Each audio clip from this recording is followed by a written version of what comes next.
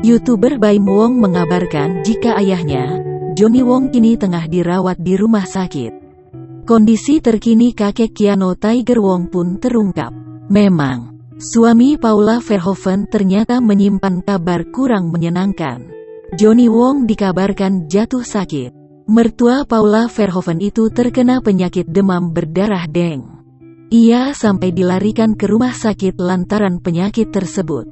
Ayah Baim Wong terlihat mengenakan baju pasien.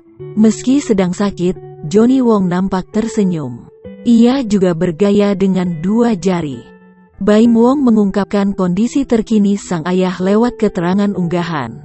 "Papa kalau sakit gayanya gini, doain cepet sembuh ya. Papa kena DBD tapi udah baikan," ungkap Baim Wong.